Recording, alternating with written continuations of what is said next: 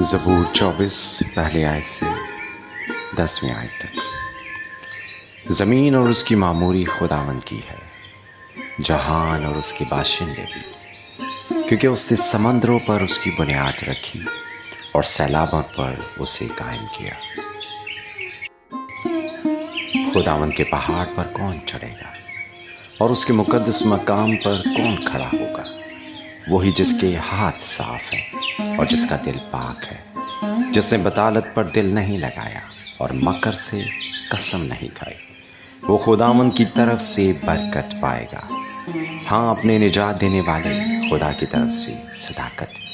یہی اس کے طالبوں کی پشت ہے، یہی تیرے دیدار کے خواہاں ہیں، یعنی یعقوب۔ اے پھاٹ کو اپنے سر بلند کرو، اے ابدی دروازوں اونچے ہو جاؤ، اور جلال کا بادشاہ داخل ہوگا۔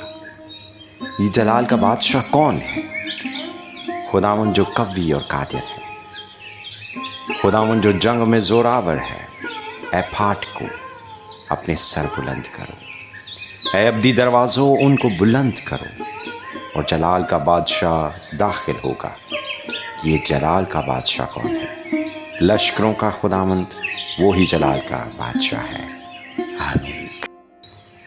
سیموئیل کی دوسری کتاب 5واں باب 17 سے 25ویں آیت تک۔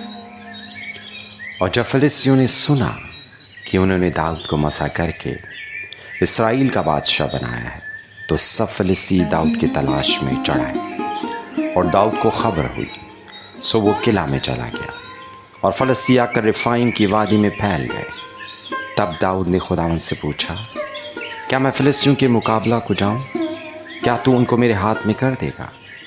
خداوند نے داؤد سے کہا کہ جا، کیونکہ میں ضرور فلسطینیوں کو تیرے ہاتھ میں کر دوں گا۔ سو داؤد بال پرازیم میں آیا، اور وہاں داؤد نے ان کو مارا اور کہنے لگا کہ خداوند نے میرے دشمنوں کو میرے سامنے توڑ ڈالا، جیسے پانی ٹوٹ کر بہ نکلتا ہے۔ اس لیے اس نے اس جگہ کا نام بال پرازیم رکھا، اور وہیں انہوں نے اپنے بتوں کو چھوڑ دیا تھا۔ سو داؤد اور اس کے لوگ ان کو لے گئے،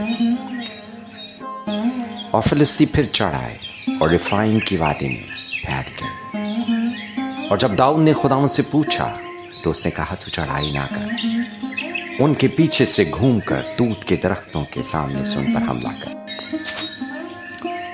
اور جب تو توت کے درختوں کی پھنگیوں میں تجھے فوج کے چلنے کی آواز سنائی دے تو چست ہو جانا، کیونکہ اس وقت خداوند تیرے آگے آگے نکل چکا ہوگا تاکہ فلسطینیوں کے لشکر کو مارے۔ اور داؤد نے جیسا خداوند نے اس سے فرمایا تھا ویسا ہی کیا، اور فلسطینیوں کو جبہ سے جزر تک مارتا گیا۔ آمین۔ مقدس یوحنا کی انجیل 7واں باب پہلی آیت سے 9ویں آیت تک۔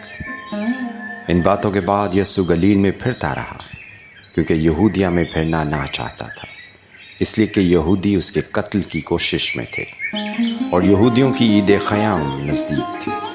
بس اس کے بھائیوں نے اسے کہا، یہاں سے روانہ ہو کر یہودیہ کو چلا جا، تاکہ جو کام تو کرتا ہے انہیں تیرے شاگرد بھی دیکھیں، کیونکہ ایسا کوئی نہیں جو مشہور ہونا چاہے اور چھپ کر کام کرے۔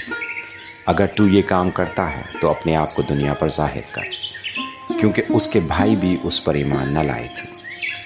بس یسوع نے ان سے کہا کہ میرا تو ابھی وقت نہیں آیا، مگر تمہارے لیے سب وقت ہے۔